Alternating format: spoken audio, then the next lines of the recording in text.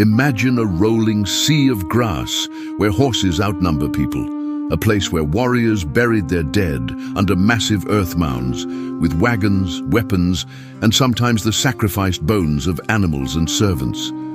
From that windblown steppe came a thunder that changed the face of Europe forever.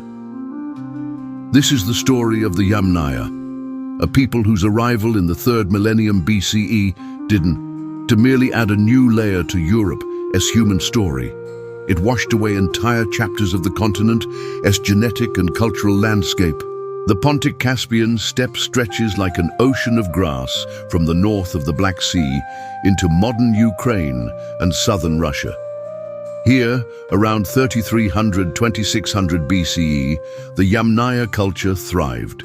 They were mobile, herding cattle and sheep, managing early horses, using wagons and long-distance trade networks. Their dead were not buried in anonymous pits.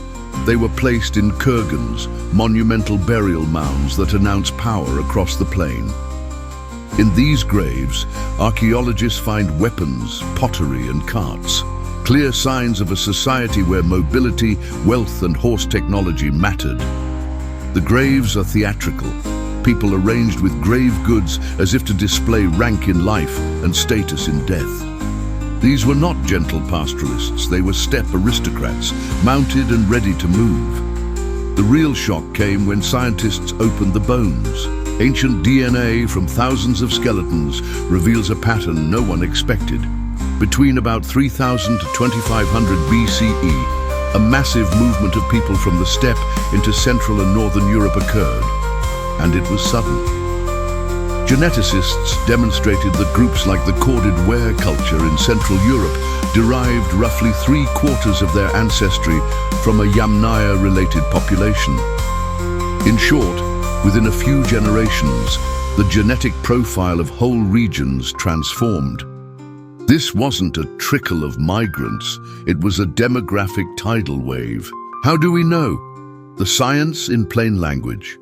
Modern ancient DNA science uses several methods that together make this conclusion robust. Scientists sequence genomes from ancient bones, then run statistical analyses, PCA, admixture and D-statistics, that show how closely ancient individuals cluster with one another. When corded ware skeletons cluster very near Yamnaya genomes and show only a small addition from local Neolithic farmers, that's strong evidence of major population movement and replacement. Multiple independent studies, using different sites across Europe, converge on the same result. A large proportion of ancestry in Bronze Age Europeans traces back to the steppe. These studies were not single anecdotes. They come from hundreds of genomes sequenced in labs across Europe and America. The changes were especially dramatic on the Y chromosome, the male line. Before the Yamnaya surge, Europe's farmers had a wide diversity of Y chromosome haplogroups.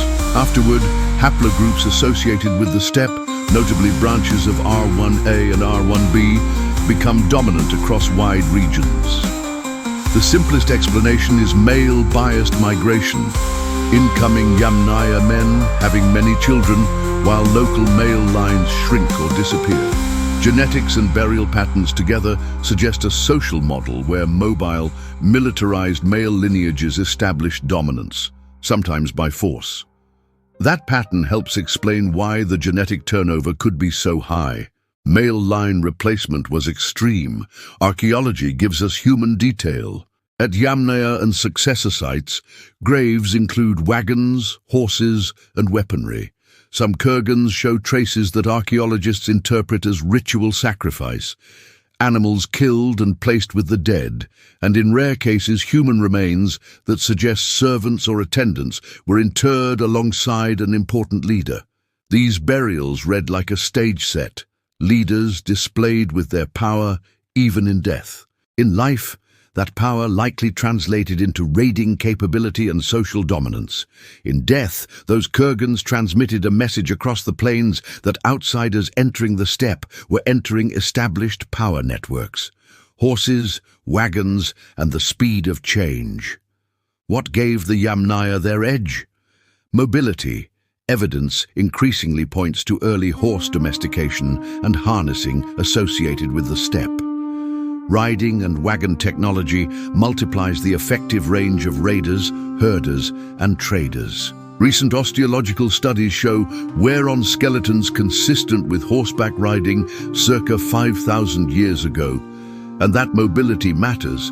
A mounted or wagon-borne army can strike far faster and resettle across vast distances. In plain terms, horses and wagons turned cultural influence into population movement. The Yamnaya could move people, herds and families across hundreds of kilometers in far less time than settled farmers could respond. That speed underpinned both military advantage and demographic replacement. How violent was it? Migration or massacre? Genetics shows replacement, strong, fast and male-biased, but the exact social mechanism matters and still sparks debate. Some scholars conclude the Yamnaya expansion involved violent displacements and raiding that undermined local societies. Others point to mixed scenarios: elite dominance, patrilineal marriage practices, and social structures that favored incoming men marrying local women, producing steppe-heavy gene pools in a few generations. The archaeological record shows burned settlements in some regions and continuity in others. The simplest truth is complex. In places, the change looks catastrophic, in places gradual. But the scale is what stuns. Across large swathes of Europe, the genetic footprint of pre-existing Neolithic male lineages collapses while steppe ancestry appears. A demographic transformation on an unprecedented continental scale. Genetics dovetails with linguistics. The geographic and temporal spread of steppe ancestry matches where and when Indo-European languages later appear. Many researchers argue the Yamnaya expansion spread not only genes, but also languages and cultural practices that became the base for Celtic, Germanic, Slavic, and Indo-Iranian families. In short, the Yamnaya didn't just change DNA, they helped seed Europe's language map. That connection remains an active field of research, but one where genetics provides a powerful new line of evidence for old linguistic puzzles. Beyond broad numbers, individual human stories peek from the data. Skeletal trauma patterns show that Bronze Age populations experienced violence, healed and unhealed fractures increase in some transitional layers. Children in kurgan graves, lavishly buried, suggest social inequality and perhaps human practices that modern sensibilities find gruesome. The Yamnaya genetic signal is visible not only in Europe.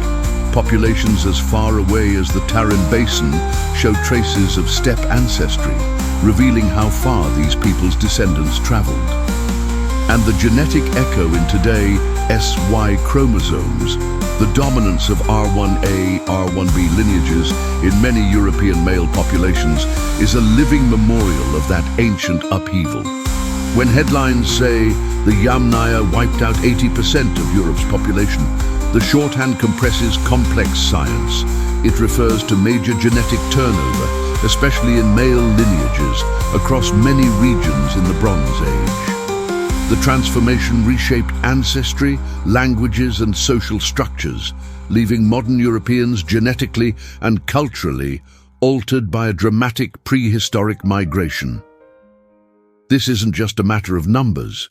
It's a human story of mobility, power, trauma and cultural fusion that still echoes in our genes and tongues. Look at a map of modern Europe and you'll see the Yamnaya legacy written invisibly, in which languages people speak, in the distribution of ancient male lineages, and in the burial mounds that dot plains like punctuation marks. Archaeology and genomics together have given us a rare vantage. We can watch, in slow motion, a prehistoric population shift unfold. It is a story equal parts wonder and horror, a reminder that deep history is not gentle or inevitable, but dramatic, violent and transformative. The Yamnaya did not simply pass through Europe. They arrived, they reshaped, and in doing so they left a continent that would never be the same.